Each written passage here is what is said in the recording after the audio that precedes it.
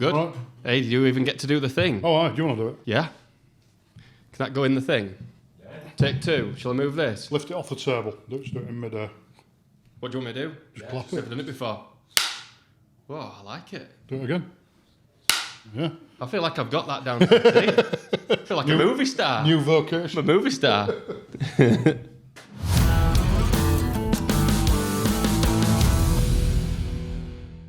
Hi guys, welcome to Drive Life Podcast. I'm joined today, I'm very pleased to welcome Mr. Nick Cook. Welcome, Nick. Thank you very much, Jim. Thank you for having me. Not a problem, mate. It's good to see you. Your name has been down as a sort of a person to try grab. Person of interest. It's usually, I think it's usually police that do that, isn't it? Follow the subtitle, isn't it? Person of interest. Yeah. You've seen this man. So, if you just want to tell our listeners and viewers, just what your name and where you come from. Yeah, so I'm Nick from Genome and Voodoo. I suppose we're going to get into that in a short period of time, and some of the people do know that I've got 2 businesses, and some people don't. I'm originally from Leeds, so not too far from where we are today. And Motorist, thank you to the Motorist. Yeah. Am I looking at these cameras or not? It's intelligent. You look where you want. Yeah. I didn't know what the rule was. No one gave me a hard, fast rule. So, some people say don't look at the camera. But we don't have rules there, but if you stare into the camera for a long time, it's one of them. That just looks weird. Right, okay. So glances are okay. You know, I'm from Leeds, born and bred in Leeds, and the businesses are currently in Wakefield.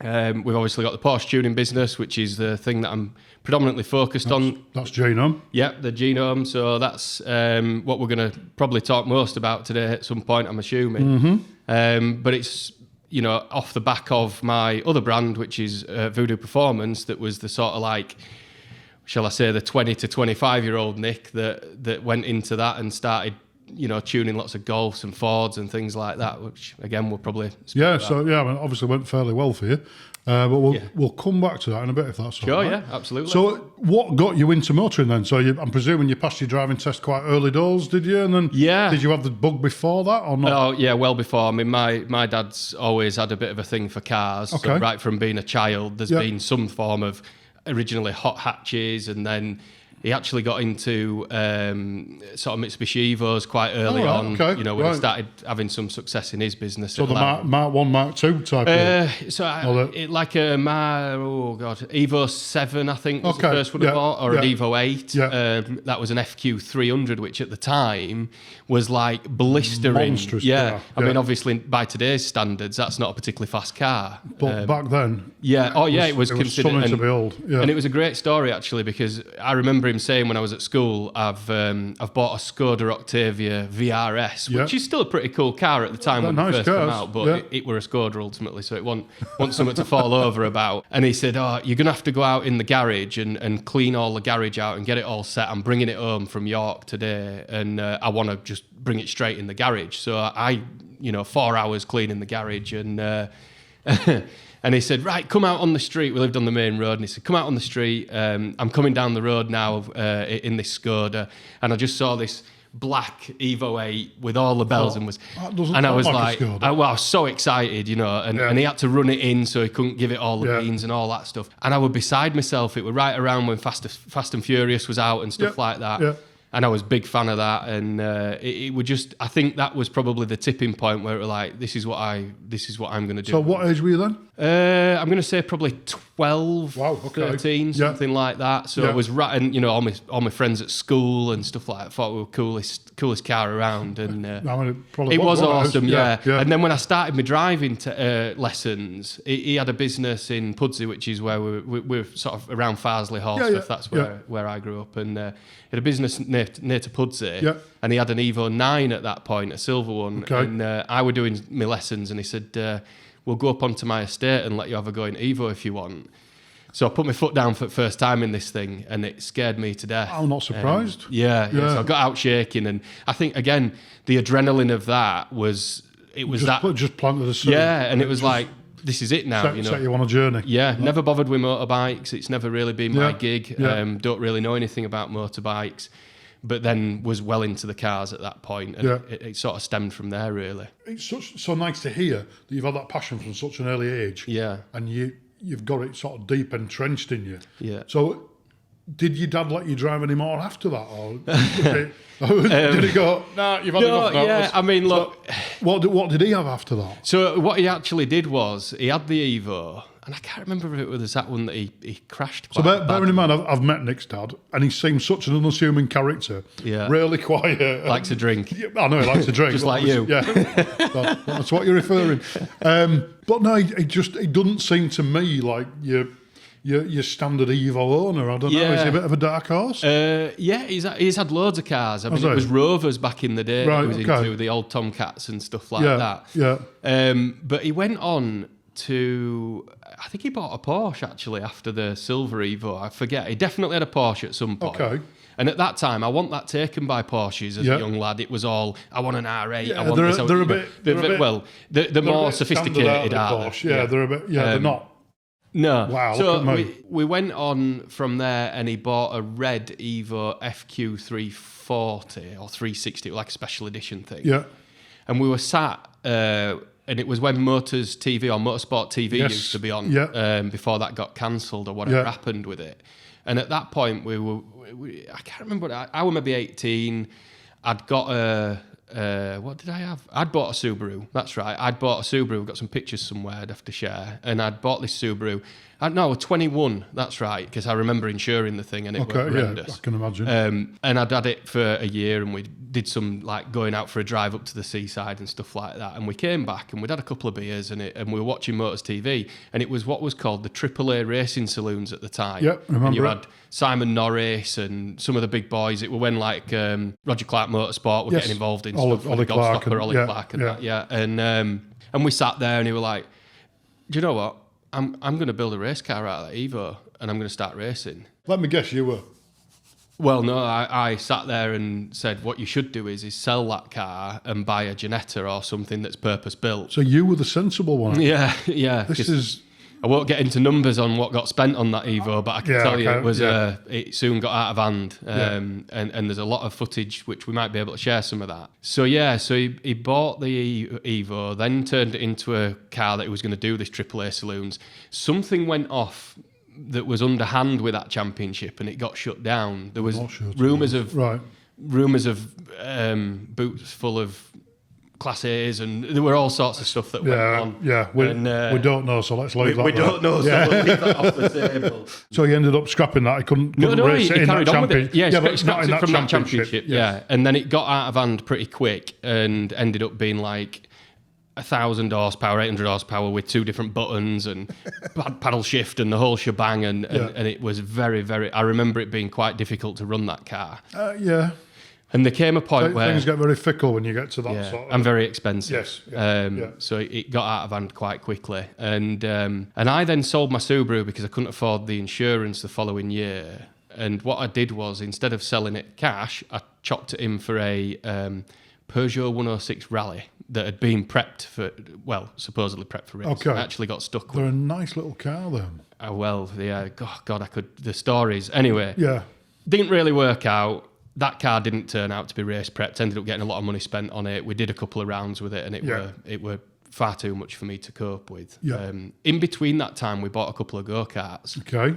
I bought a Tony kart with a Rotax engine, second hand. He then had to go out and buy something better. Well, a brand new one with all the bells and whistles from a race team, and we did some karting, and that was good. But it quickly came to light that was going to get as expensive as going car racing. Yep. That was where I then decided to race the Peugeot, did a couple of rounds of the Northern Sports and Saloon cars, couldn't really afford to do it. I was selling cars to be able to fund that. And that was where the career turning point started, because I sat down with my dad and said, look, you are spending enough money on your own racing. You've done the car for me, which was really helpful, but I physically can't afford to race this car based on my income. Yep. So what I'm going to do is I'm going to print 500 CVs. I've got no motorsport experience, no engineering experience at this point. I want to just go to the Autosport, we'll book a couple of tickets, and I'm going to walk around every single stand and say I'll literally come and do anything at your business, wherever that business is, to get into this industry. Mm-hmm. So right, okay, cool. So what age were you at this point? Probably 22. I was working at Evans Allshaw down in Leeds, flogging Vauxhalls and whatever I could, and I was boring customers to death about engine capacities, what turbos on it, how you could improve it, what you needed to do to that Vauxhall to race prep it. They had a used car lot actually, and like a Clio Sport had come in, and I remember taking a couple out in this Clio Sport and ended up not buying it because I drove it like a lunatic down the back roads and showing him what it could do, and his wife were like, "You're not having this," So, so we took off down to the Autosport, and I went round every single stand and handed out a CV. Well, did you get a lot of feedback from that? I got one opportunity with a company who is still going today under a different guise, called AET. No, sorry, not AET. That's where my company started. AT Power Throttle Bodies. Okay. So they made a shaftless throttle body. They're quite well known in the sort of rally market and stuff like that. And basically, they had this sort of proprietary technology where they ran a throttle body, but it didn't have to have a shaft to hold the plate in. Yep. So it meant that you had more surface area when the throttle was open. A 44mm throttle body spacing when you've got an 8mm shaft is obviously reduced. Yes. By not having to run the shaft. So they didn't have the 8mm shaft in the centre of it. So therefore you could flow more air because it's flat. And the shape of it meant that the air wasn't as turbulent and stuff. And a guy who now runs Neil Brown race engines, who do the touring car engines and stuff, took a bit of a chance on me because he was working as a sales guy there, chap called Wayne. And he'd seen a bit of young lad, sales guy. We can do something with this guy. So I moved to Norfolk I was on like 16 grand a year living in someone's back bedroom to go and sort of chase it. These are the things you've got to do to chase your dreams though. Yeah. And do you regret doing that? No, not at all. It put me where I am today. Exactly. Although I have to admit, would I have been better using that sales and marketing experience to get into a industry that's a multi-billion-dollar industry, and becoming in construction or property or something, maybe I would be driving all of the Porsches that I currently work on. Would you have had as much enjoyment? Would you have, Probably not. Exactly. So lifestyle, we've just been talking before we started the pod about sliding doors, and that, you don't know which direction life's going to take you. No. And as long as you're enjoying yourself and you've got enough money to get by, does it really matter? Yeah. And you don't know what doors that's going to open for you. Absolutely. And I suppose it has all sort of come as one door's closed, another one has opened, and AT Power at the time, they fell into a little bit of financial difficulty with the current owners that had taken a chance on me, and I was out in Florida working at PRI, which is the performance racing industry show. Yeah. It went to Florida and then went back to Indianapolis. And when we were out in Florida, there was a bit of a hoo-ha. Business went under, administrators came in. No money to get us home, that sort of thing. It was a bit of a crazy time, but I was only 20 odd years old, so it didn't really bother me. It was just like whatever. Another adventure. Yeah, so that was a little bit strange. But again, at Autosport, I then was on having a few beers with the guys that ran a company called Titan Motorsport, which is still going today, and they did roller barrel throttle bodies for caterers and stuff at the time, as well as lots of engineering for like tier 1, tier 2 supplying to various different companies, big companies like McLaren and Multimatic and people like that. And it just so happened that we had a really good time together. I think they sort of quite liked me for whatever reason, and they rang me up out the blue just as that company were all going sideways. I'd not been paid. I was struggling to pay my rent. It was looking like it might be the end of it all. Yeah. And they said, we really got on with you, and we feel like you could do something here. Do you want to come and see us? And that was in Cambridgeshire. So I went across, and their owner at the time, Oz, who ran the whole company still really at that point, he said, look, we'll put you on a wage and move here and have a crack at it here. But what we want you to do is bring some of that technology and build a range of throttle bodies and start going round customers and travelling and trying to do that. Promote the brand and sell those. Yeah. And they did dry sump systems and stuff as well, and various other things. And they did lots for like mini spares and, you know. I mean, I know I've heard of them before. They've got a big product range, haven't they? Yeah, they had. Yeah, I mean, now I think that business has changed completely now, and they're very much just a big engineering firm for the big, you know, manufacturers. Yes, but they're doing ever so well from what I can gather. Yeah. But at the time, they were doing everything from dry sump systems for Mark II Escorts, you know, for the engines like Millington and people like that. Yeah. And then all the way through to like touring car steering racks. They were big on steering racks. That was a big thing for them. So it opened me up to a new sort of role, really, because I just knew a lot about throttle bodies from being at... All of a sudden, there's all these other things. You've got to and sell. And, yeah, so that was super interesting, and it went really well. But I'd then met somebody in Leeds, and I was travelling and staying down in Cambridge. Was that quite difficult? It was a bit difficult, and then I got out on the road for them, so I was able to live in Leeds, but there was still a lot of travel and stuff, and that's sort of what leads on to where the business started. Okay, really.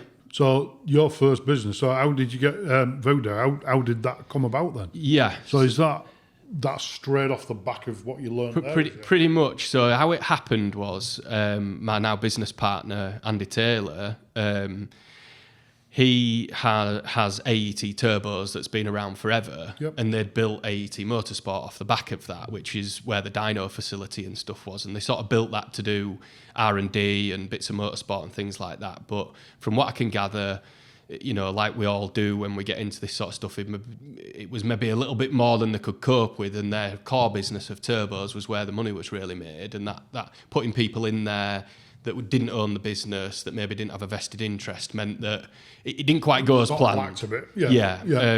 And it just so happens that somebody who worked there that was doing a really good job of trying to turn it around but was going to leave, which I wasn't aware of at the time, had a rally car with a B-Series Honda engine in it, which I did some throttle bodies for. And I happened to sponsor him and say, look, I'll give you some throttle bodies for that car. I then made noise to John, the chap who it was, and said, I'm thinking about, you know, leaving my role and maybe having a go at doing something for myself. And I'd gone in to see him at AET and bumped into Andy in passing, and he'd got a Seiko sports car, which we've still got today.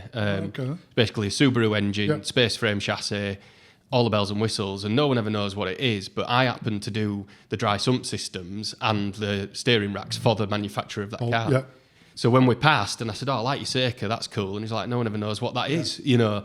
And we got to chatting. John turned out, he sort of tricked me a little bit and said, I wondered if you could come and see us about selling some TurboSmart product. So we'll sell it to you because we distribute it, and then you can sell it on your website or whatever. And I went up there, and it turned out it was Andy that wanted to speak to me and sort of offered me a job. Right. Yeah, it was weird. So what came to fruition from that then?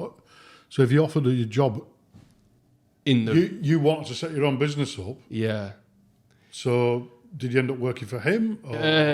Well, what happened was I went away and I sat down. I thought, I don't want a job. I've got a job, and it were a good job at that point. I'd got a good job, and but I was always destined and desperate. It'd been in my family had business, and it was something that I was really keen to do. And so I sort of went back to him and said, look, there's two options here. There's you to employ me, which I don't think, looking at your current business there, I don't think you're in a position to do that, and I understand that you probably don't want to risk that amount of money on the off chance that I might do a good job.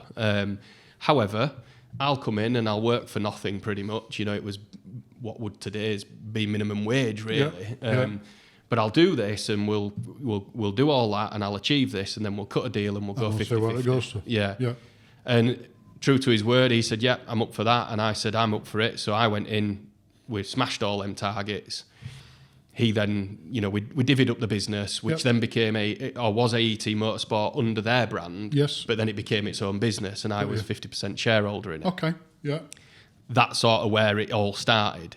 Yeah, so it was a bit of a whirlwind situation. So that's over a time frame of what? It happened really quick. I was going to say, that seems to be a real... Yeah, so one minute I was working, travelling the country, dealing with everybody from a Le Mans engineer to a man racing his rally car himself on a weekend, to walking into this business that had got a dyno and got a lovely, like we've seen it, and we've got a nice place. And all of a sudden, I remember sitting there and thinking, I can't believe I've just cut this deal and I've got to leave my job, but it means I can move back home. Yes.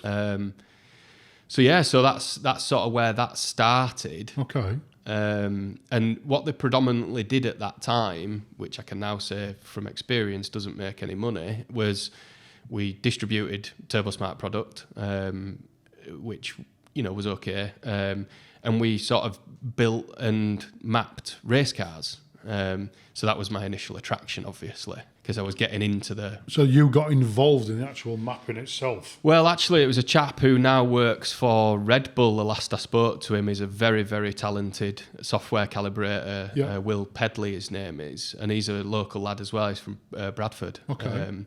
And he was working out of there, but not working for them. Yep. So I would then, get this customer with a Subaru that wanted to turn it into a whatever, or a grass track car, and I would quote for a Motec ECU and a new wiring loom and all that sort of stuff. And then get him Will would do the work and map it all, and I'd sort of project manage that.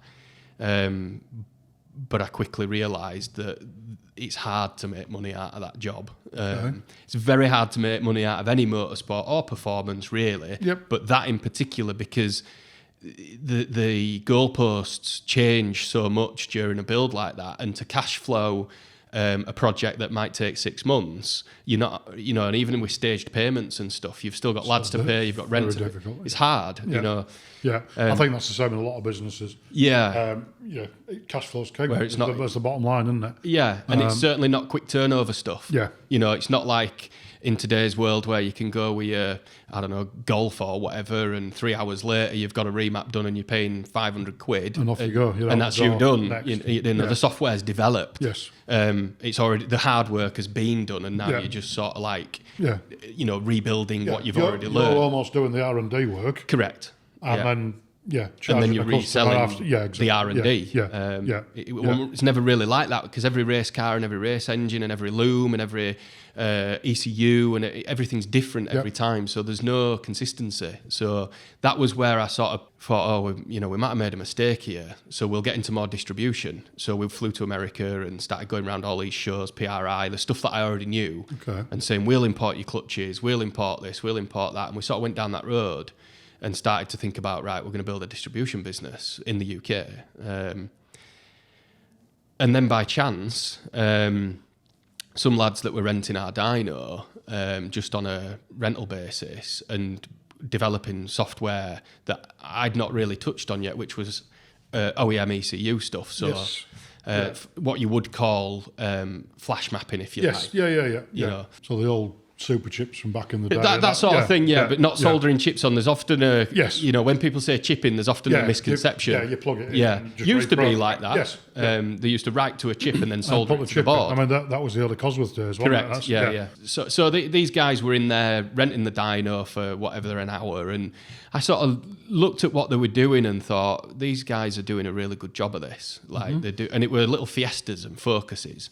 And they got this cool little Fiesta demo car all wrapped and, looking cool, and it were making loads of power, and they'd had turbos. That's how it all happened. So AT Turbos had developed a turbo for them. And then they'd made an intercooler and blah, blah, blah. Yeah, at that point, I sort of thought, that's cool, but just in passing. And I thought they're doing a nice job. Never really thought much more of it. And a young lad just knocked on the door a couple of days later and said, can you do me a Stage 1 Plus? I saw the demo car from this company in your car park. And I said, well, I don't know. Yeah, let me find out. So I rang Charlie, who owned the company, and I said, hey, listen, I've got some young lad here who wants me to do a Stage 1 Plus, whatever that is. Can I do it? And he said, well, yeah, I'll send you this little dongle and you plug it in, take a read, send that to us. We'll send you a tune back. Plug it in, off you go. At that time, that was all I thought it was. Now, actually, it goes a bit deeper than that. So I said, I can do that. And it was an intake kit, which was made by ITG specifically for that car. So, I'll bolt that ITG intake kit on for you. So we'll get the car in, we'll run it up on our dyno, we'll put the intake kit on, and then we'll flash the tune on it, and we'll give you the before and after results. And Yeah, so I did that, brought the guy in, put it on the dyno, did what I'd said I was going to do. He was over the moon with it, paid me. Paid you. And I'm sat there going, well, that was easy. That seemed easy, you know. So then he goes away and goes on to one of these Facebook groups or Fiesta ST owners or whatever it was. I know what's coming now. Yeah. And a line of them outside the door. Well, yeah. Money. Well, actually, another lad turned up and said, oh, you did so-and-so's car. And I said, oh, yeah. So I did his. And I said, can I have a go in that car? Do you mind if I test drive it? And he said, no, go be my guest. And there's some roundabouts up near where we are. And a bit of a blast over the roundabouts, like, this Fiesta's bloody awesome. It's transformed. And the noises it made, it did everything. It tied me right back to the Evo days. Yep. It was like, I loved it. And I thought, that weekend, straight out, and I borrowed money off my business partner, Andy, and said, can you lend me 13 grand to buy this car? I think we've got a chance here. I've done a deal with Charlie at the place that had done all the software development. I could buy the stuff off him. What do you think? And he was like, yeah, you can borrow some money and have a go if you want. Let's go do it. So that weekend, I travelled to, I can't remember, Birmingham or something, and bought the first Fiesta ST that I built. Yep. And that's really where the sort of Voodoo, as it was, Voodoo Inside, that was developed. And that branding was done by the guy who developed Twisted. Land Rover. Okay, yeah. Charles. That's right. Well, he owns, but the guy who did the branding for Twisted was called Phil Chapman. Okay. And he did this Voodoo Inside branding for us that we'd never used. And I was like, we could make our own intercoolers and put this branding on. We could make they'd look mint, And so where did the name? Where did Voodoo come from? Where does the name come from? Well, they had it. So the Voodoo Inside thing was something that this Phil sort of reached out to Andy and said, it was just. We used to just give stickers away with it on and stuff, and it had, and in the branding it had like Voodoo all graffiti, and then in the circle of Voodoo it had AET cut out of it, and it looked quite cool. Yeah. But we never really did out with it. We used to sponsor some drift cars and things like that, and put stickers on people's cars and stuff. But that was really it. And when I first met Andy, I said, we maybe do some products with this. Yeah. As it transpired, it was quite difficult to spray because of the design of the logo onto an intercooler, or laser etch it onto something was quite difficult because it was quite intricate. But we did manage for a bit, and we built that brand up off the back of that. Yeah, so the first Fiesta I built it up to being, and it was all wrapped with Voodoo inside and all that stuff, and I built it up to being like 350 horsepower, and that was the demonstration car for AET Motorsport, and we called it the Voodoo car, and people knew it around the globe, really, as the Voodoo car. Went to all the shows, did the drag days, all that good stuff. That went into having a Focus and building a Focus up, and then I wanted to do a bit where, wanted to branch out into Volkswagen Audi Group and BMW, because I knew Ford was great for us, but it wasn't going to be sustainable in the long term. It's a limited market. Yeah. And I wanted to get into the more premium end of the market, where you could potentially lift from an M135, which would be a sort of entry-level hot hatch, but then they had a platform where it was like, now you can go to an M3, now you can go to an M5, now you can go, whatever. And like with the Volkswagen Audi Group, it was, I bought an S3, then you get an RS3, then you get a RS6, then you get an R8, and it's like there's a journey there. Of getting up the ladder and dealing with the premium stuff. And that Voodoo Inside brand didn't really lend itself to that. It fit really well with the boy racers. Yes, but it wouldn't have fit with a man with an 100 grand R8. I get that. Do you get what I'm saying? Completely. So was that then the sort of the catalyst that made you think we need to step it up a bit now? Is that fair to say? Yeah, absolutely. That was where we sort of said, right, we need to rebrand. Because we were making a lot of our own products at this point. We had everything from downpipes, intercoolers, short shifters, carpet mats, the whole shebang. If you had a Focus or a Fiesta, we could gear knobs, the lot. It had everything, and we were selling bucket loads of it. We got to having 16 staff. We couldn't keep up. It was just mental. Like, I didn't understand what were going on, really. And to be honest, looking back, I was great at selling the product and selling them, but running the business, I was awful at. So we were making it on one hand and throwing it out the back door on the other, Hindsight's a wonderful thing. Yeah. And business, I mean, my forays into business, you have got to be a master of so many things. Yeah. And there's not many people are. No, and you soon realise what you're good at, and then what you've got to get other people to. That's right. Fill the voids. Yeah, and I really struggled with the. Administration's never been a strong point of mine. Yeah. That's why I'm a sales and marketing guy. You know, that side of stuff was always a struggle. The finances side, I would get carried away and let's just buy $1 million or something because I think I can sell it. And I never really thought about, I just got... We've got to pay for that. Yeah. Ignorance and sheer determination and luck is basically what got me through at that in the early days. So when we rebranded to VUDU, which is what it is today, that was more to put it in line with something along the lines of APR, Revo, that sort of like premium end of the market that would lend itself to Volkswagen, Audi Group, BMW, and still Ford, and even the Ford lads. You look at the way Fords are going now, granted they're not doing as much performance stuff as of today, but in 2018 or whatever, they'd brought the RS Mark III out. That's like a 35, 40k car. Yeah. So you're starting to get into... It's not your average boy racer, is it? Correct. It's not a Fiesta anymore. Yeah. The Mark 8 Fiesta came out and I went all in making parts for that, which was a disaster of a move because they didn't sell at the rate. Because it was a more... premium car. Yeah, it was a more it was a product that was lending itself to something like a Polo.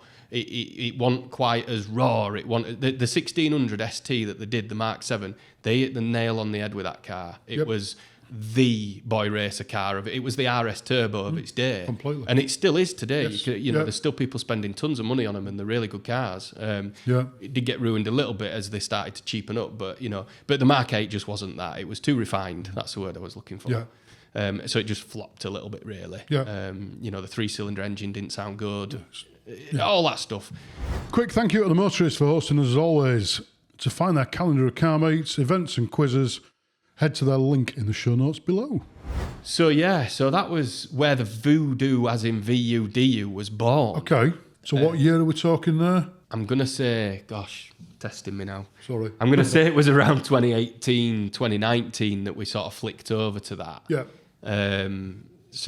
I'm going to say around there, and we rebranded everything, and we rebranded the website, and blah, blah, blah, blah. But we were still selling that as a brand underneath AET Motorsport at the time. Right, okay. So it was the business that was really known at that point was AET Motorsport, but Voodoo became more and more popular, and the way AET Motorsport looked, it was a corporate logo, it was a corporate name, it was never going to be something that you'd really want to stick on an intercooler, or on a... Completely understood, yeah. Yeah, whereas it's not cool. It wasn't cool enough, it wasn't sexy enough, really. Exactly. It's lovely for a corporate business, but it's not the sexy logo and all that stuff. So the Voodoo just kept getting more and more popular, and we were selling it all over the world, and we had a dealer in Las Vegas and one in Australia and all that sort of stuff. And then, I can't remember whether it was, I'm going to say it was circa COVID time, there was a fallout between me and the people that were developing the software, which we won't get into. Yeah. It was just one of those things, businesses have fallouts, don't they? Yeah. It was around some staff members and stuff like that. And I, for the first time, I quietly in the background thought, right, okay, so we're doing all the products. The only thing we're outsourcing now is the software. So let's just launch his own software. How hard can it be? Well, I mean, little did I know.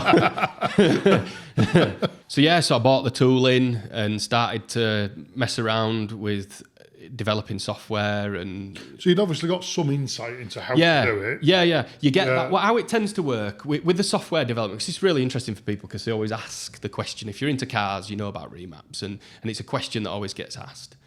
So the software side, how the path usually goes is people get into mapping aftermarket ECUs, which can be done live.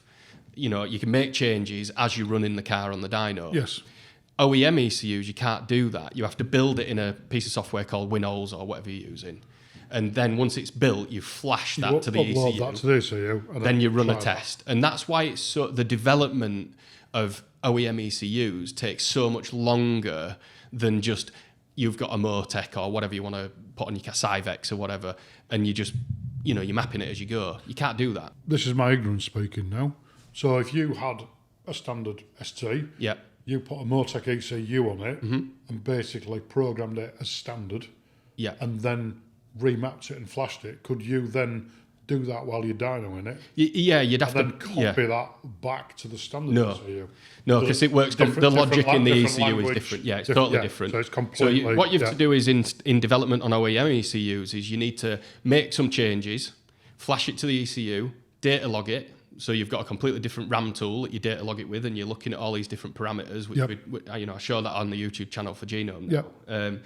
And then you go, oh, okay, that didn't do what I wanted it to do. So now I'm back to my laptop and I'm making the changes, and then I'm flashing it again, which might take 10 minutes. It's really tedious and slow. That's why when you get to an end result, rather than hours. Oh yeah, 100%. Hundreds of hours of labour of getting something right. If you want to do it properly, versus going and buying 5. You've got to have that done properly because you're basically flashing people's cars. Yeah. If the engine goes bang, they're going to come out. You're at fault. Blow my engine up. Yeah.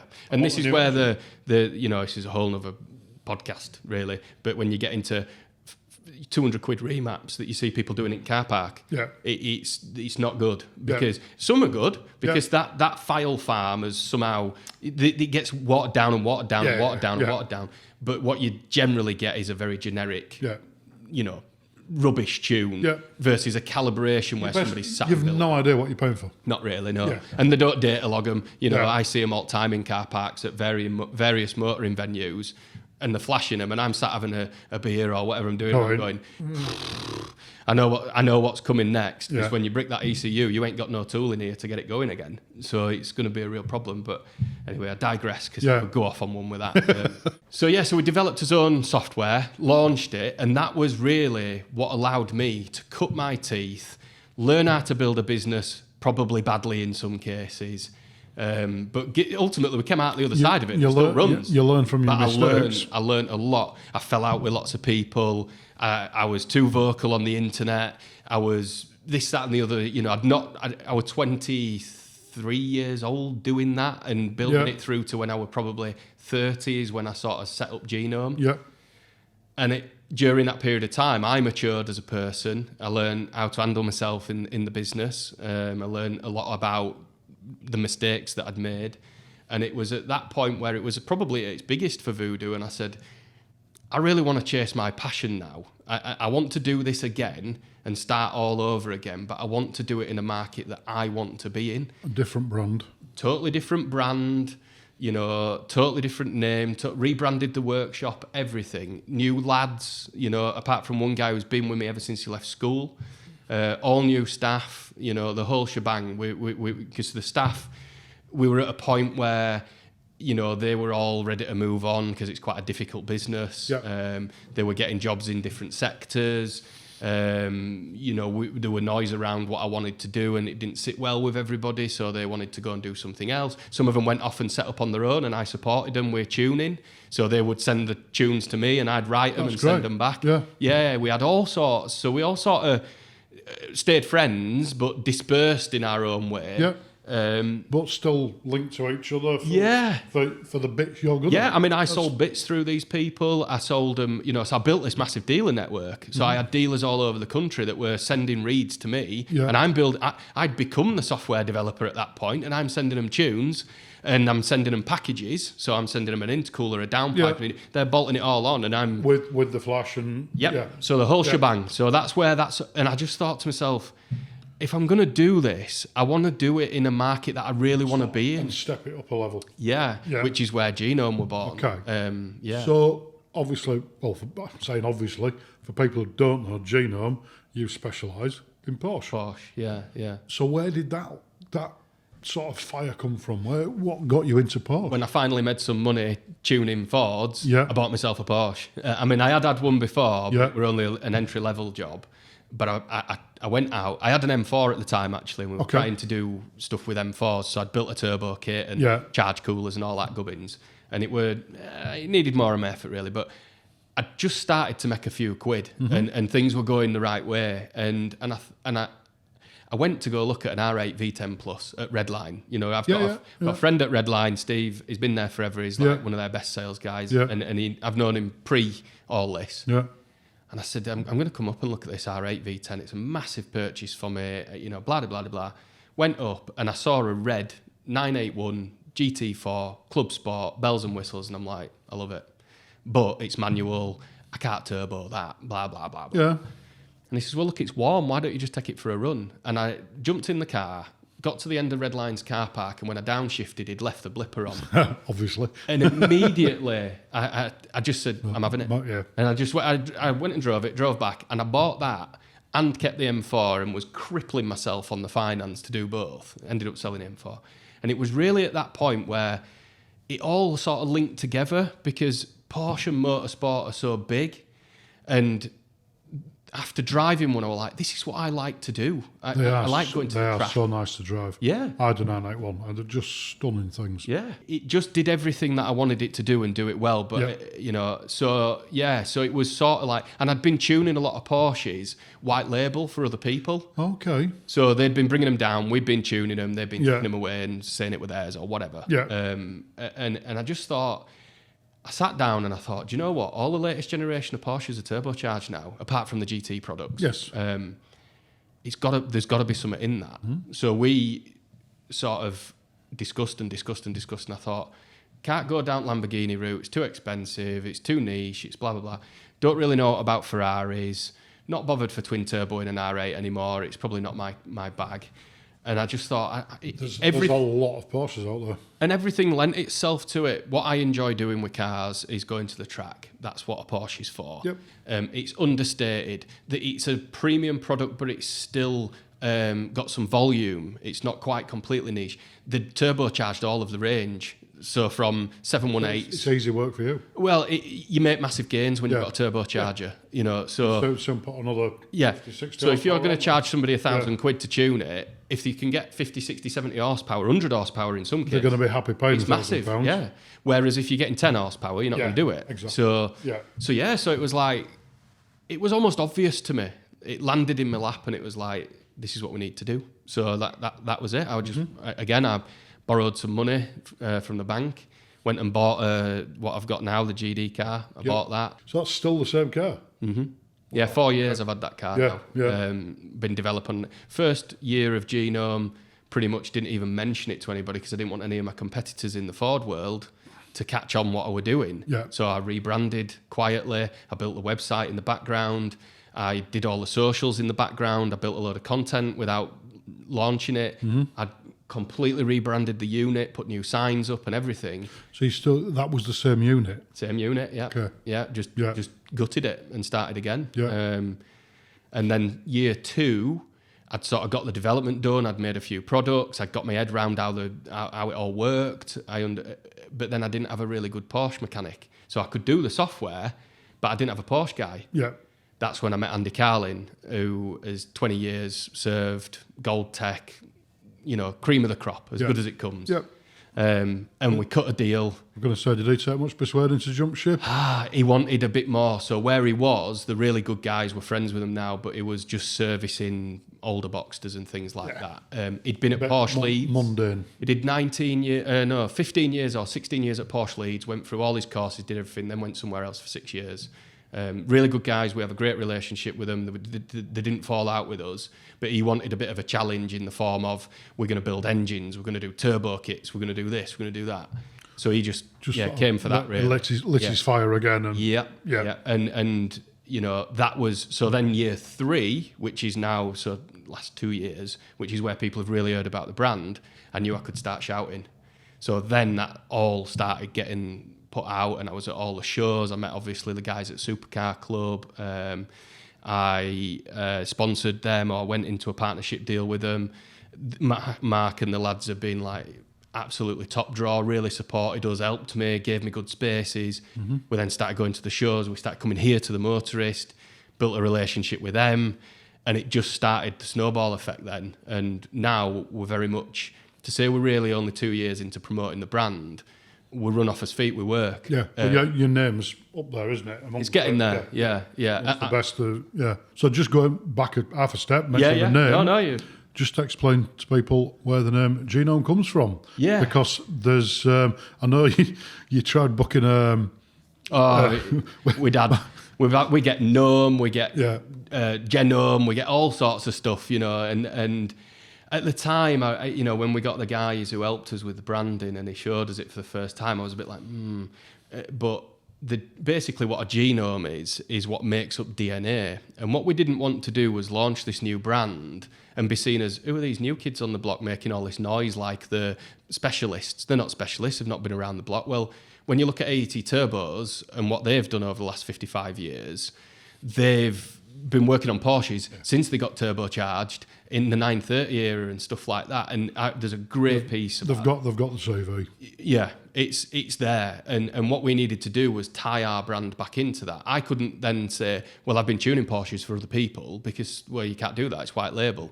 So we needed to sort of like come up with something, and genomes are what make up DNA, and then the DNA is what ties it back into the fabric of the business, who we are as a brand, what we stand for, you know, the history of AET Turbos, of what we did, you know, in the past, doing stuff as, you know, AET Motorsport and AET Turbos. We've always been involved in Porsches. It's just not something that we've gone, let's make our own brand and do it. Yeah.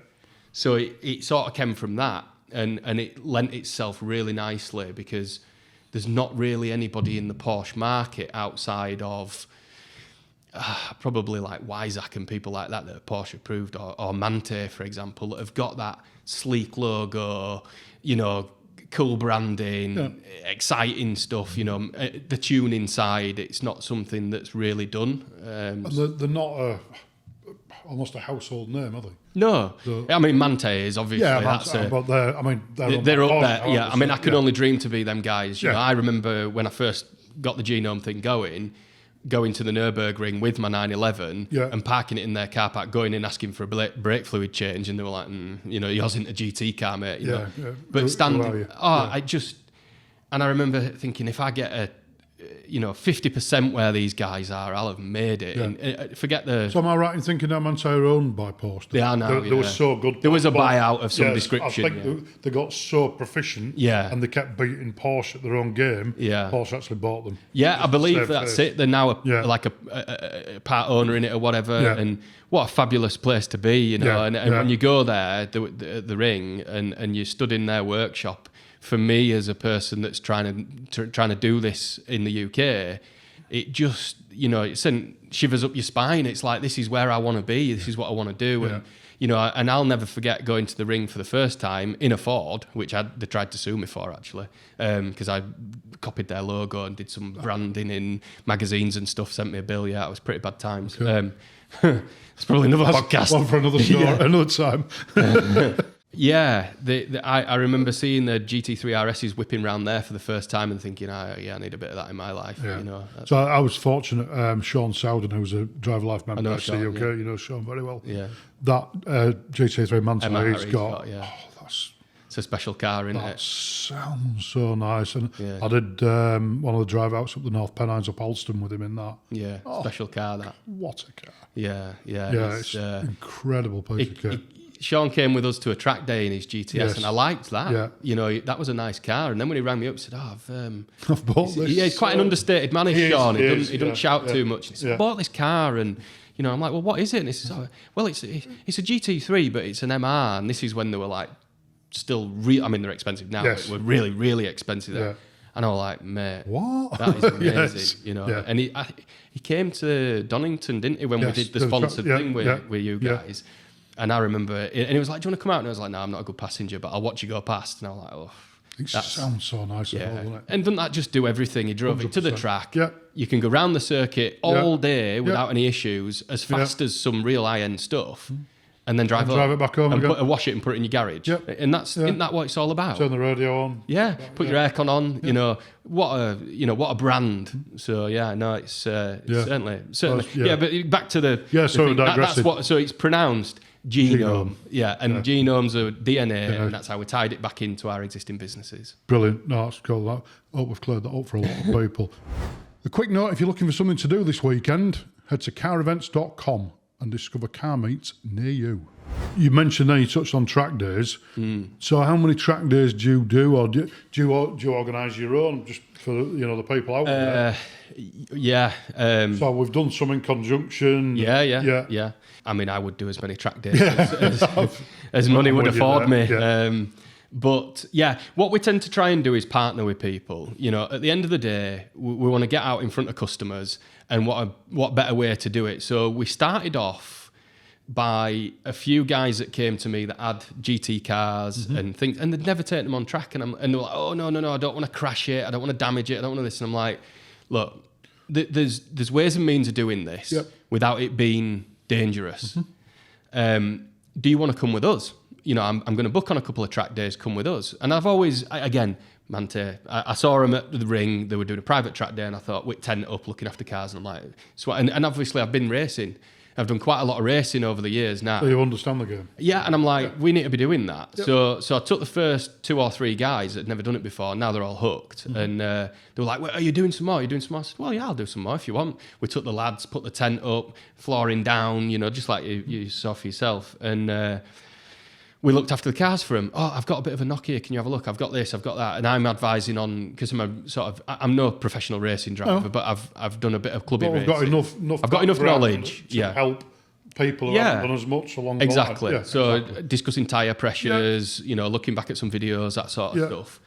And they really enjoyed it. So we kept doing a bit of that. Then obviously the Supercar Club reached out and said, you know, would you like to come and sponsor some and do some with us and look after customers of ours? And I was like, yeah, too right, I would. You know, that's massive for us. And off the back of that, we get, you know, in return, if you like, we get access to customers, you know, and they then say, I'd like to go faster, or I'd like to stop better, or I'd like it to turn better, or what have you done to your car to make it do what so you get a different setup. So you get a different setup. We add a tune to it, we, you know, whatever, even the general servicing or repairs and maintenance, which we're obviously Porsche approved to do the servicing. So when we service a Porsche, it all gets updated on the Porsche portal, which means that the warranty's unaffected. So for example, Sean with his GT3 can come to me and have it serviced, and because we've got our own dealer number, that means that his warranty's unaffected at Porsche. So being part of the partner network, we're picking all these little things up, and it sort of lends itself. So I'm going to do as much as I can in terms of track days. That's a big one for me. I'll be there with you. Hope so. I love track You can borrow days. a car. Did I say that? You heard that. Yeah. Make sure you save that. It's a very cheap form of motorsport, and you hit the nail on the head with a lot of people have got these beautiful cars, and for whatever reason don't take them on a track. So, like you said, they're frightened. It's a lot of money, but driven in the correct way. And on private track days, you don't get all the boy racers. And I've never been frightened of my own abilities. It's always other people on a circuit I'm frightened of. And as long as you drive within your ability, limits, and if you've got somebody in there helping you along the way to improve, you start at the bottom and you work your way up, and you will get so much out of it. It's so rewarding. I think a big thing for that is the spatial awareness. 100%. And that's the thing that you get caught up in this tunnel vision. And it's trying to get people to say, look, you're not winning now. Just pull over. I let all the Clios or whatever. You know, I've been that guy in a Fiesta that wanted to pass all the supercars. That was me. You know, you know, I just pull over, let them go, and find space. You're not winning any trophies. There is always somebody on a circuit faster than you. When I remember a while back, I was blatting around Blighton, thinking like fastest thing on there. And I looked at him and I thought, bloody hell, what's that? And a radical came past me like I was like backwards. nothing. Yeah, it's crazy. And I just thought, you just remember, you're not the fastest person out here. Absolutely. There is always somebody quicker. And that is right from the bottom all the way up. So you just drive within your abilities and love it. So that leads me on to your Pro-Am track day video. All right, So what we did with Ryan Lindsay. Yeah, really good guy. Yeah, really nice guy. Funnily enough, he came with us on our trip in the Pyrenees. I saw that, and his Lambo. He's got a Lambo, hasn't he? Yeah. Funny you didn't bring that to the track day. No, it's funny that. It went very well around the Pyrenees. I can imagine it did with him driving. We had some good runs, shall we say. Did a lot of your customers get much from that video? Have you had some good feedback from that? You know what? It were a bit of fun, tongue-in-cheek, and it's part of a bigger video that we're going to release about Stage 2 tuning on the GT4s, so over axle pipes and stuff. But I thought, basically, Steve, my media guy, needed a little bit more footage.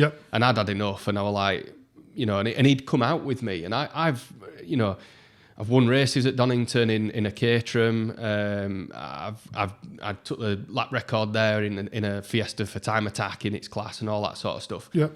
So I genuinely thought that I had a bit of an idea of which way around to go at that place. And so when he said to me, I'm free, you know, do you want me to jump in? I said, well, you can if you want. I'm not going to learn anything. Well, I didn't. I'm not that big-headed. But, I know what you mean. But I sort of said, yeah, jump in. But I think I know most of my way around the national circuit, but where you go left onto the sort of full loop. Yes. I've never done that before. So I said, maybe you can teach me a few bits there. And he said, yeah, okay, fair enough. So I went out and I was like, you know, he said, just stay in this gear a bit longer down Craner curves and do this and do that. And straight away I was quicker. And I was like, wow. And I've got quite a bit of experience at Donington. Yeah.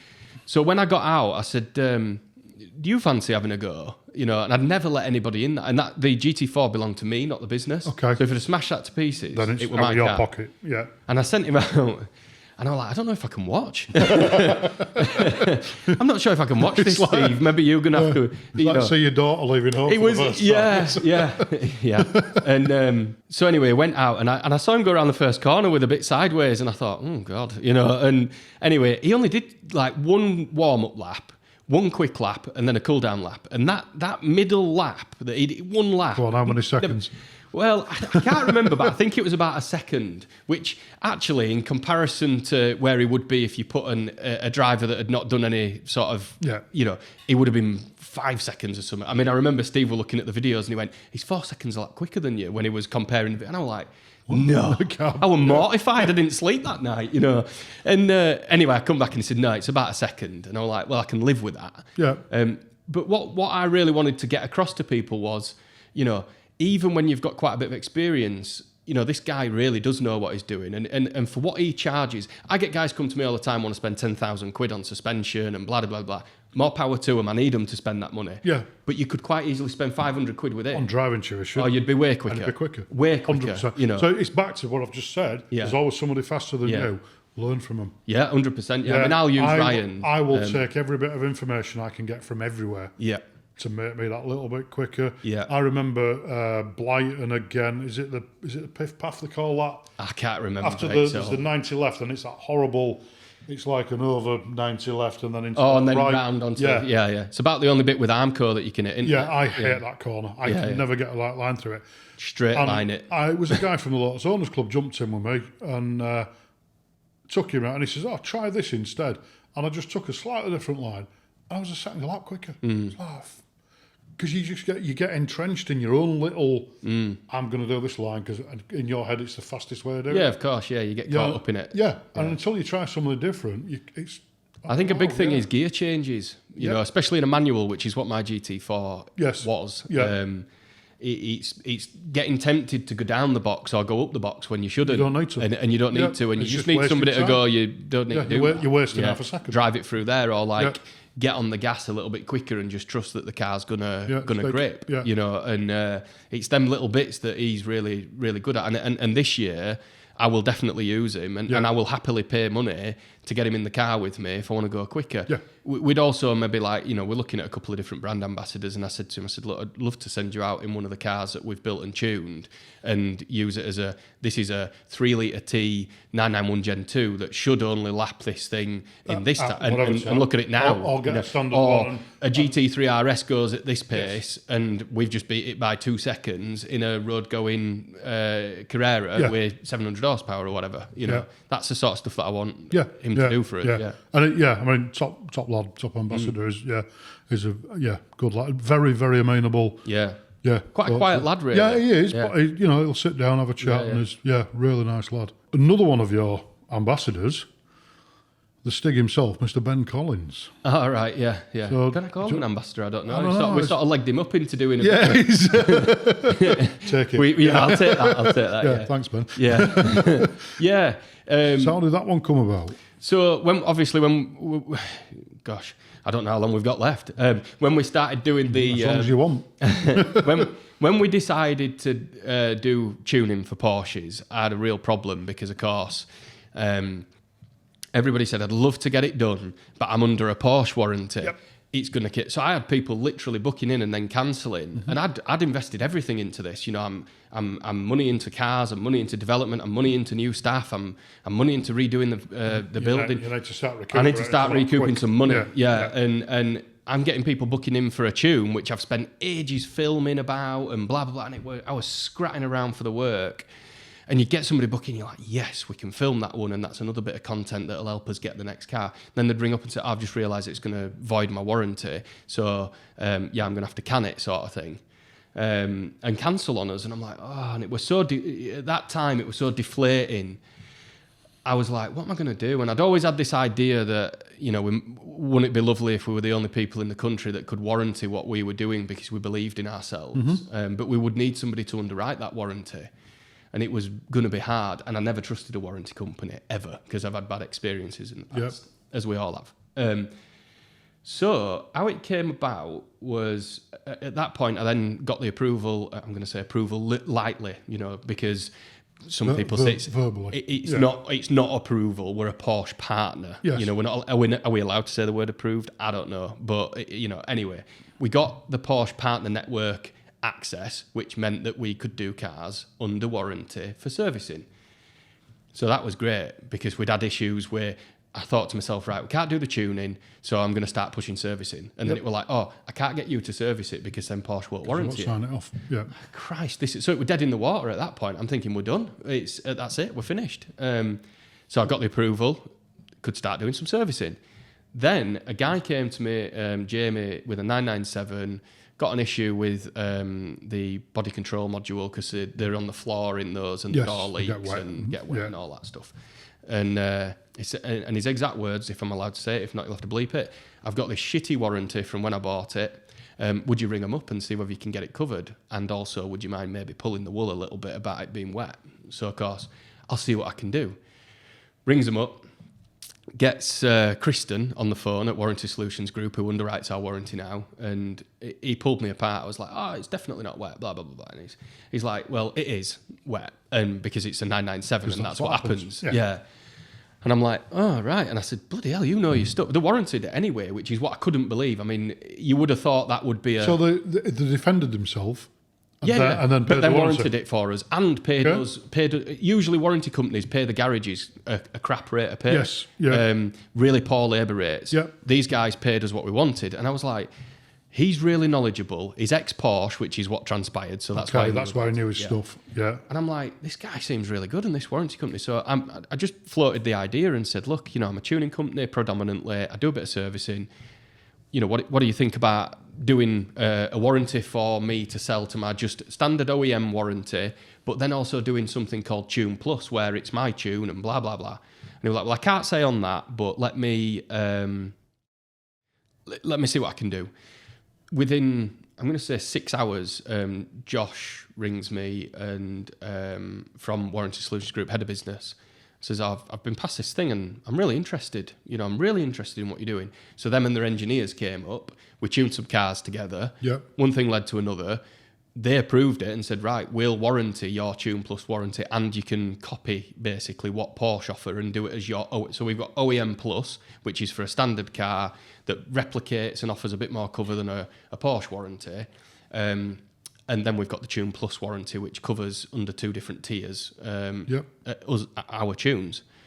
And I'm like, that's awesome. How do we launch it? And I'm like, well, I think we should launch it at the Motorist, but I could do with somebody to a name to help me launch it. And they were like, no worries, mate, we've got you covered. Ben Collins will come and do it. We know him, and he's an ambassador for our product, and therefore it's your product. And so I was like, are you sure? And right up to you came, didn't you? Yeah, I was there. Yeah, I was expecting, you know, a guy with a white helmet on and take it off, but it wasn't him. And I walked in, maybe had him in the corner. Well, to be fair, that's Ben Collins. I could. And right up to the point where I was stood outside, if you remember, you know, I was nervous thinking, I'm not surprised. Is he going to turn up? Yeah, and I've sort of sold it as it's going to be featuring Ben Collins, and people were bringing books to be signed. It was a busy room. There was a lot of people here. And I'm thinking, what if he doesn't turn up? And they're like, he'll turn up, and it's getting to like time, and I'm thinking, he's not here. And then he tipped up, and what a lovely bloke. Yes, super nice. I've actually met him very briefly at the Autosport Show. Yeah. Not long after he'd finished with Top Gear. Yeah. And I'd literally 30-second chat with him, but very amenable, very nice bloke. Oh, what a guy. And I was, you were here, and I literally said to you, Jim, I'm shitting myself. I really don't want to do this, because I'm not poised for standing in front of a crowd of people and talking. I do it because the business needs it. Yeah, I get that. And I said to Ben, I was like, I'm really quite nervous. And he were like, don't worry about it. And everyone were talking, and we couldn't really get started. And I said, well, what are we going to do? And he said, watch. And he just stood up, if you remember, and he's like, oi! And then just rolled into it. And I'm like, what a guy, so at that point, he liked what we did. He liked the brand. He liked what we were doing. And he's got some tie-ins with some other brands at the moment. Yes. And we've had to sort of like respect that. Because it's another tuning brand. Granted, they do BMWs and Volkswagens. But he's keen to do something with us. Cool. So I'm hopeful this year, what I would like to do, because we've got tie-ins with Tim Shaw as well from Car SOS. He's a bit of a friend of the business. Yep. And I messaged him, and I've got a bit of different relationship with Tim. I can message him and be straight. And I was like, I saw him at work not so long back, and I said, Tim, what I want to do is I want to do a reasonably priced star in an expensive car. How do you feel about it? And he's like, I think that'd be brilliant. We'll go to Blighton. I'll be your reasonably priced star. Your expensive car. Whatever happens, happens. And I thought it was such a great way to do it. That's brilliant. So this year, I'm hopeful to do that with either Ben or Tim, one of the two. Yeah. But I haven't got the. You need to patent that quick. Yeah. Before this podcast goes out. Hopefully, before that goes out, and someone else does it. Yeah. But I think it's a really good idea. We rent a circuit. We go with our car. And maybe get a few guys, That's got some legs, that. Yeah. So, I'd sort of floated the idea. Tim was keen. I've not put that to Ben yet, because I don't want to be insulting. I can get away with that. Let it start rolling and then see how it goes. Yeah. But I don't think he's not pretentious. So I think he'd find that quite funny, and it is tongue in cheek. That's and he'll want to beat everybody else, won't he? Of course. Because he's a racing driver, and that's what they want to do. Yeah, absolutely. And I've got a few other guys in mind that I think could be really good, some YouTubers and bits and pieces. Yeah. And I think that's such a cool way to 100% to take a spin on what wouldn't it be great to have the Stig competing in something that's a spin-off of what they did at Top Gear. It's quite a cool thing. So, but I can't wait to see that. No, it's brilliant. So going back then, your car history, you mentioned about the GT4. Yeah. What else have you had then? Have you had, before the Porsche, you mentioned the Fiesta earlier. Yeah. What have you had previous to that? Oh man, how far back are we going? Well, what was your first car? I've had some shockers. I've had some real bad stuff. I had my first car when I passed was the full Ali G spec, it was a Corsa B 1.2 Breeze or something terrible like that. With like the full bad boy body kit on it, and I remember picking my dad up, and he laid down in the back because he didn't want his mates to see him, and he was like, I'm never ever getting in that car again. And that it was awful looking back. Right through to, I then got a Saxo VTR, managed to put that through somebody's fence, and nearly smashed his Porsche up actually. Way back in the day, way before back. You had a Porsche. Before I had a Porsche, I can understand why he was so upset now. I get why he was so angry now when he came out, and he's all his garden's ripped up. There's a knackered old Saxo in the thing. So I had that. Then I had some Subarus. Smashed a couple of them up, and then there's a bit of a trait. There's a bit of a pattern forming here, and then what else? I had a couple of M1. I had a Toyota Celica GT4. Oh, nice. Yeah, that was 205. ST205. I can't remember, but it had a Veil side body kit on it and all that. Yeah, it were knackered. So I wasted loads of money on that as well. Then I had the 106 Rally that I did a bit of racing, ended up scrapping that. What a big mistake that was. Left it outside. So Alan, who's been on the podcast previously, he's got an absolutely mint Bianca Blue original. Is it Bianca Blue? Yeah, that's the colour, isn't it? Or was it Bianca White? I can't remember. No, it's white. It's white. Bianca White, isn't it? But Indigo Blue. Side. That's it. I had Indigo Blue. So I think it was Bianca White, but I had Indigo Blue Series 2. It had a VTS engine in it, so with the cams and the throttle bodies and all that, and It were a great car, but I ruined it, as I did with most things. Back in the day. Yeah, back in the now. day, not so much now. And then went on, and I had an M140, the Fiestas. I rolled a Fiesta bad at Knockhill, so we've got a clip of that somewhere, because someone just so happened to catch it. Put that in. Yeah, that's a good one. Yeah, I'll put that in. That was a bad crash. The radio came out, and that was swinging around, and yeah, it was a bad day. And an expensive day. Yeah. So I did that. Then got the M3, then got the first GT4, then got the 911, then bought most recently my other GT4 718, did a load of work with that. We do a lot of 718 work now. So did you mainly buy that for development as well? Or? I buy them all for development. They're all development cars, pool cars. But I sold that to a customer about 2 or 3 just before Christmas, 2 or 3 weeks before Christmas. Yeah. He loves it. I'm gutted. Intention was to sell that car to release the funds to buy an RS product. And then unfortunately, as you're aware, and people might not be aware yet, but we'll touch on that in a minute, but adulting happened, and there's quite a big investment coming up for Genome that's going to be hopefully really, really good for us and our customers and new customers, and but it's going to cost a lot of money. So I sold the car to get the money to buy a new car, and then adulting happened. No, I get that. We'll come to that in a minute. Yeah. Just a couple of things I want to touch on quickly. Couple of questions that we've got is, what's the biggest regret you've had car-wise, like car tuning-wise? What went wrong, or have you got any horror stories of your R&D that didn't work? Do you know what? It can't have been plain sailing. No, there's not always been plain sailing. However, the stuff that you see online with the cars exploding into a ball of fire on the dyno, that you've got to do something pretty it's rare. Silly. Yeah. I don't think, touch wood, I don't think we've actually personally managed to blow anything up. I've had customers rent the dyno and blow them up. But usually when a car gets damaged, it's as a result of not the tuning. It's just poor maintenance or whatever. It's usually you'll start to hear a little knocking noise and you think, what's that? And then it develops a little bit and then you stop. You don't carry on till it explodes. Looking back, I mean, obviously rolling the Fiesta at Knockhill, that was particularly bad. I then rebuilt it, and then I was winning the Time Attack Championship, and I smashed it to pieces at Mallory on the first lap in front of everybody, which was a bit disappointing. So that was not good. In terms of development stuff that's gone wrong, it's mostly been investing a bunch of money into something that just hasn't taken off for whatever reason. Well, that's business, isn't it? Yeah. It's a gamble, isn't it? Yeah. You've got to roll the dice. In the Porsche side, we recently had a car where we damaged it was a 997 turbo, a real nice car, and you can put them in dyno mode, most of the stuff. And we've done it in the past, so they're running 2-wheel drive, even though it's a 4-wheel drive. Yes. So in our hindsight, with confidence, we left the front wheels on the floor, wound the front diff up and smashed it to pieces. We bought him, we replaced the diff, but it was still an embarrassing conversation to have because it was... Sorry, we've just knackered your diff. But we'll replace it. So it was fine, but at the time, for me, was extremely stressful because I was panicked about it. It was early on. I didn't really need the bad press. Dare I ask how much the diff is? It ran into the thousands and thousands. Oh, yeah. And then the time and the labour. And try to source a 997 diff, not particularly straightforward on a Turbo S manual, blah, blah, blah, because it's quite a rare car.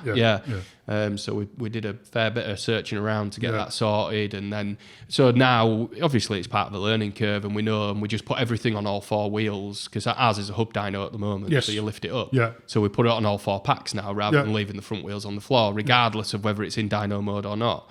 The newer stuff, 991 onwards, you don't need to. You could literally grab the front wheels and run it at 1,000 horsepower and it won't engage, because it's all electronic. It's similar to what you'd get in a Golf or whatever, with the transfer box is controlled electronically. So it's once it's off, it's off. So the handbrake release. That's right. So most cars now will have a dyno mode of some description. But the older stuff, we made a bit of a boo boo there. Looking for your new favourite t-shirt or hoodie? Head to the Drive Life store and discover our range of automotive-inspired clothing. Use the link in the show notes below and use code podcast10 at checkout for 10% off. So what's the most power you've got out of them? I mean, look, we don't really. We're not in the business. Silly. Yeah, we're not in the business of chasing 2,000 horsepower and all this stuff that you see online, and because really we're about engineering something that works for the customer, and you can warrant it. Yeah, and you can, and it's usable for a long period of time. We do get, I mean, the KNs and stuff that we're doing now, which is same as Motorist platform, they're easily touching on for 1,000 horsepower with just a few light hardware modifications in the tune. Wow. Turbo S stuff, set of downpipes, manifolds and stuff like that on a 992 Turbo S, and you're getting on for 900 horsepower. Are they warranted? Yeah, we warranty it, yeah. Wow. So we've got a customer right now who, I mean, it were only his starter motor that failed, but he's got our full stage 2 package on his KN. Starter motor failed and we warranted it.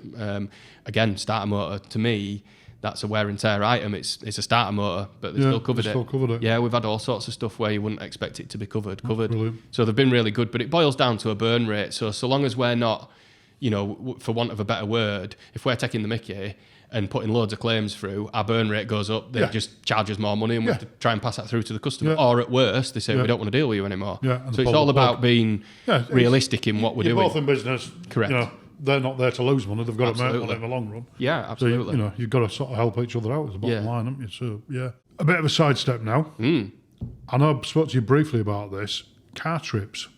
Yeah. Now you're a bit of a car trip virgin, aren't you? Yeah. I don't know if I've got it in the. I don't know if I've got it in the locker to keep up with you boys. Well, I've got some catching up to do because while you've been busy building your businesses, I've been doing car trips. Yeah. A lot of years under the belt.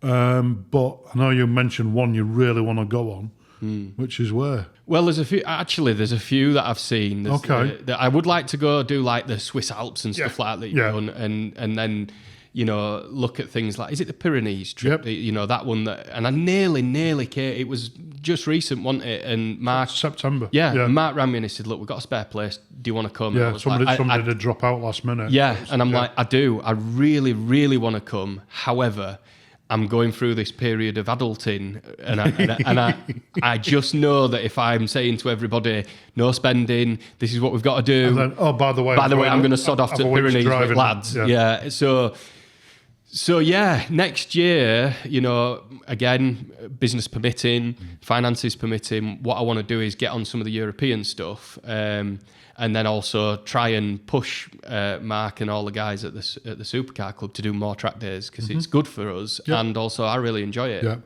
So you can put one of the trips down to a business trip.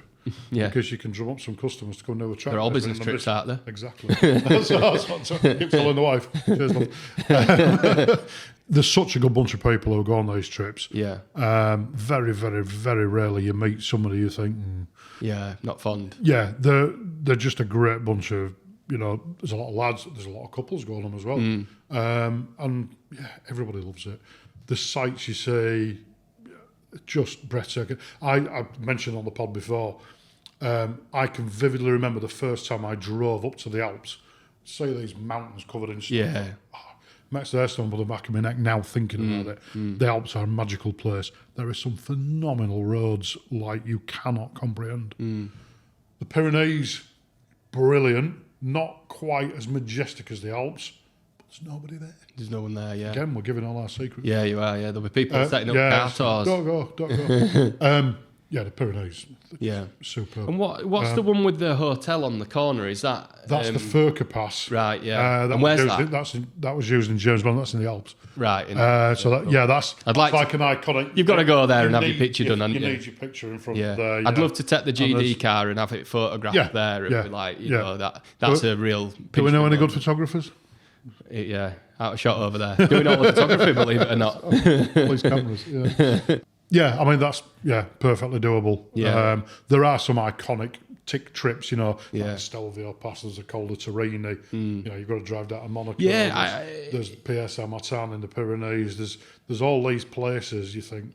I definitely think that's something that for a lot of people, so I'm on the other side of the fence with that stuff. Yeah. And from my point of view, I would never just set off and go on my own in the hope to be able to do that. And I think that's where the club itself and the Drive Life stuff, it really lends itself to, I'm not comfortable, but I know that I could go with the right bunch of people that have done all the hard work up front to plan the trip, understand the best hotels, where to eat. That's the beauty about going with a package like a CUK, is because we've done the trips to death. Yeah. You know what you're doing. We know exactly. We know where we're going, what we're doing. We've stayed at the hotels. We know what works. We know what doesn't work. More importantly, we know where all the fuel stops are with 98.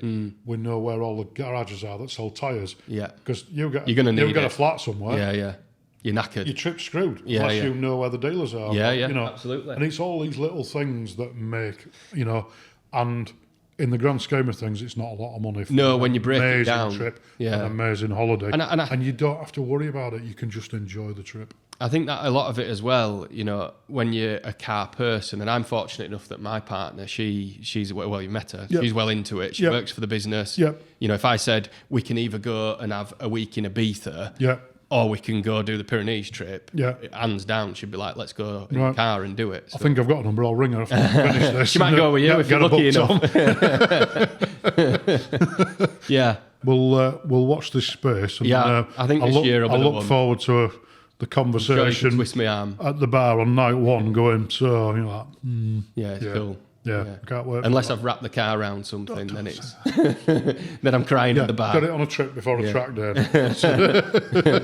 Definitely. So we've got some big news on the cards.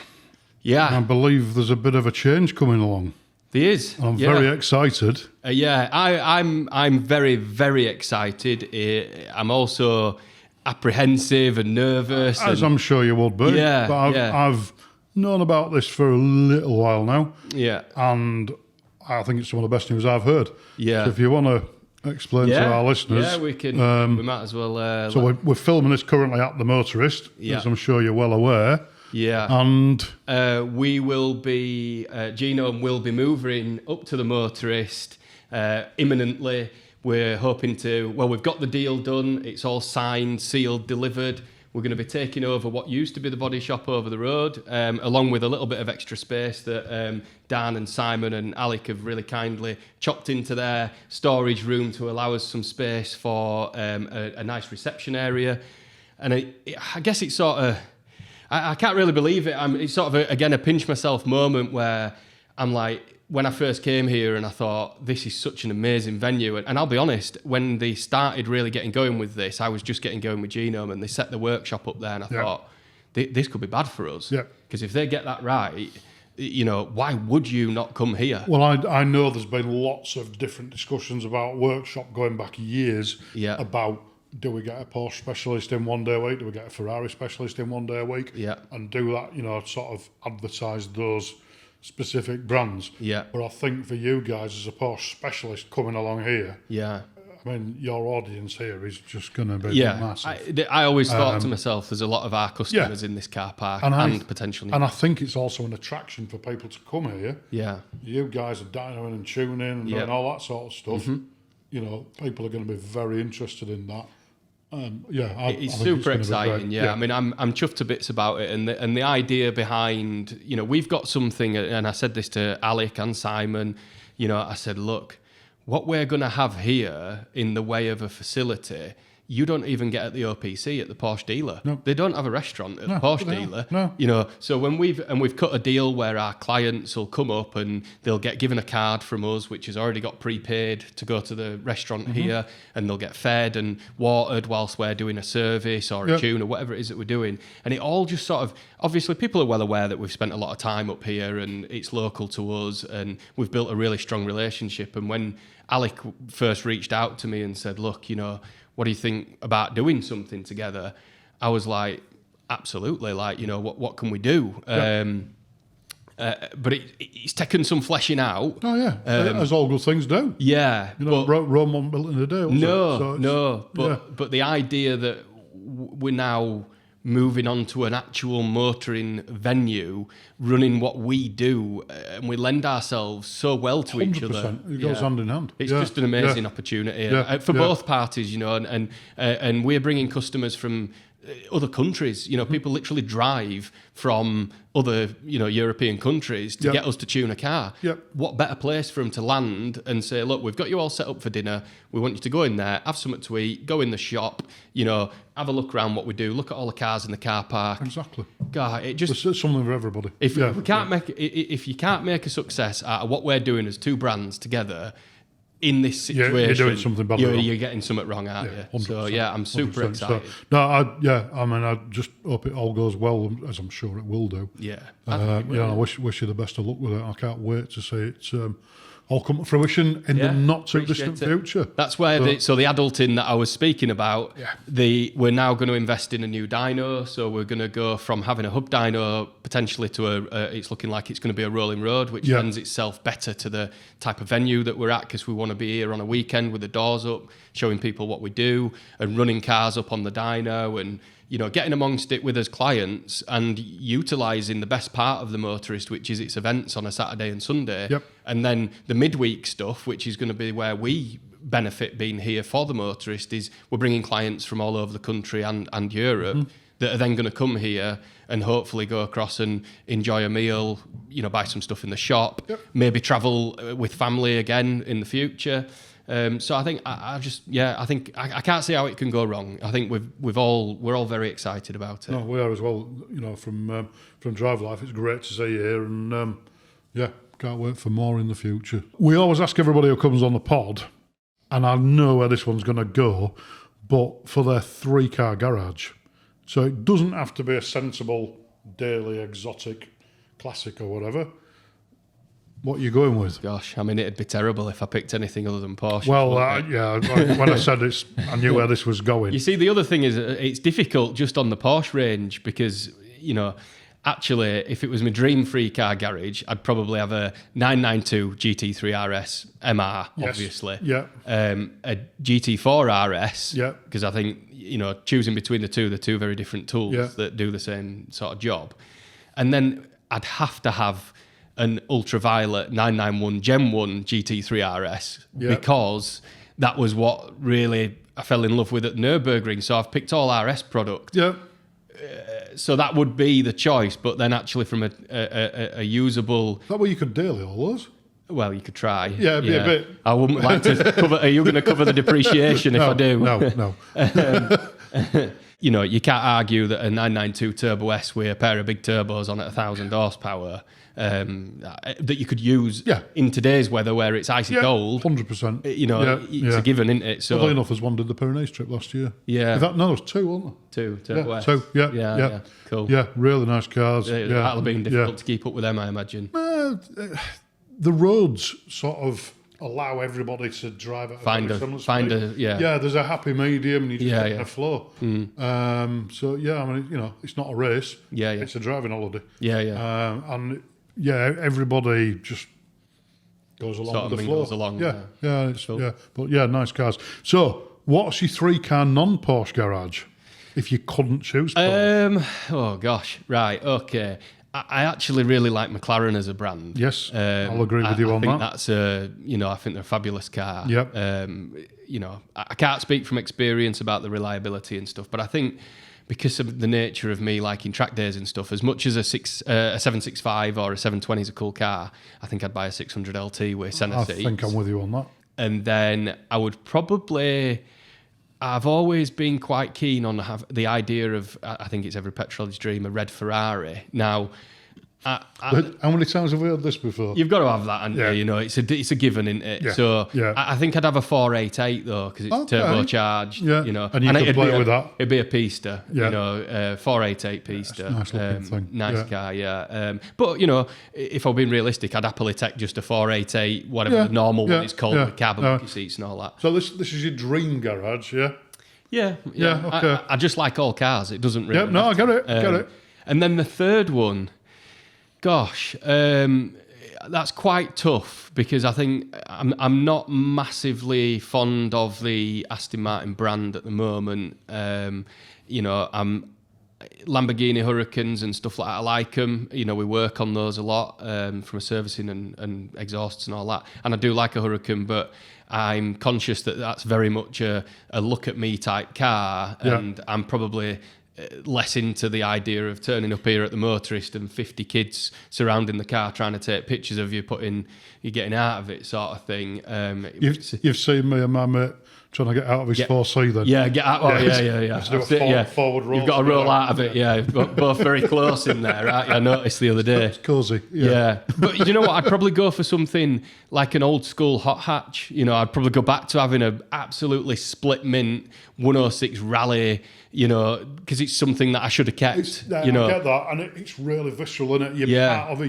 You have to something drive really it, old. I say really old. That sounds terrible because it's like a 90s car, isn't it? But something hot hatch 90. Jason Plato recently did a thing about the hot hatch era, and it were brilliant to watch because it were like these were really when cars still had some. You had to be able to drive a little bit, otherwise it would kill you. I mean, their lift-off oversteering, them VTR, VTS, 106 GTI was horrific. Yeah. So if you didn't have the confidence to pin the throttle and steer it where you wanted it to go, it were going to kill you. You're an accident. Absolutely. Yeah. No, I get that. Well, have you never heard that expression before? What? An accident looking for somewhere to happen. Yeah. I've seen many of those. I've been in many. Yeah, well, that's for another podcast, I think. So, been great chatting, mate. Good. I think our timer is done. It's about we're getting wound down from the corner. Yeah. But been great chatting. I'm sure we've got enough to chat about for another podcast at some point. Yeah, sure. I mean, forever. Been absolutely brilliant. No, appreciate it. Thanks ever so much, Nick. Yeah. No, thank you for having us on. And thanks to you guys for listening. We'll see you next time. Cheers.